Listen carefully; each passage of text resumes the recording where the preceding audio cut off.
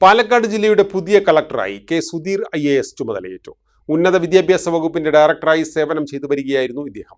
2018 Kerala cadre IAS batch ഉദ്യോഗസ്ഥനാണ്. തിരുവനന്തപുരം സ്വദേശിയാണ് പാലക്കാട് ജില്ലയുടെ പുതിയ collector K Sudheer. Electrical and electronics എഞ്ചിനീയറിംഗിൽ ബിടെക് ബിരുദം നേടിയിട്ടുണ്ട്.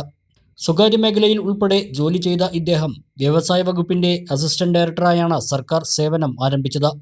വകുപ്പിൽ അഡീഷണൽ ഡയറക്ടറായി പ്രവർത്തിക്കുമ്പോഴാണ് IAS ലഭിക്കുന്നത്.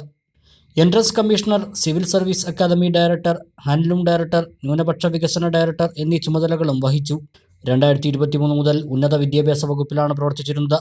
ആരോഗ്യവകുപ്പ് ഡെപ്യൂട്ടി സൂപ്രണ്ട് ഡോക്ടർ ബിന്ദുവാണ് ഭാര്യ. മീനാക്ഷി, മേഘ എന്നിവർ മക്കളാണ്.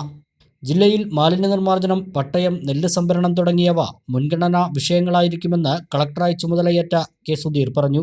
ജില്ലയിൽ പൂർത്തീകരിക്കാനുള്ള പ്രധാന പദ്ധതികൾക്ക് മുൻതൂക്കം നൽകുന്നതോടൊപ്പം ജനങ്ങളുടെ പ്രശ്നങ്ങൾ പരിഹരിക്കുന്നതിനും പ്രഥമ പരിഗണന നൽകും.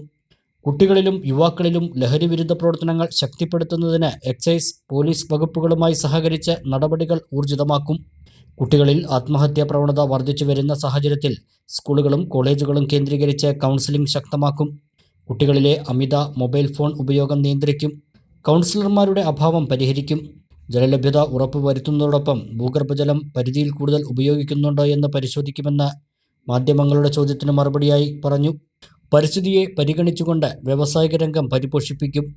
സാധാരണക്കാരായ ജനങ്ങളുടെ പ്രശ്നങ്ങൾക്ക് അതിവേഗം പരിഹാരം കാണാൻ ശ്രമിക്കുമെന്നും ജില്ലാ കളക്ടർ പറഞ്ഞു. ചുമതല ഏറ്റെടുത്ത ശേഷം ജില്ലയിലെ പ്രധാന വിഷയങ്ങളെ സംബന്ധിച്ച് ഉദ്യോഗസ്ഥ തലത്തിൽ ജില്ലാ കളക്ടർ ചർച്ച നടത്തി.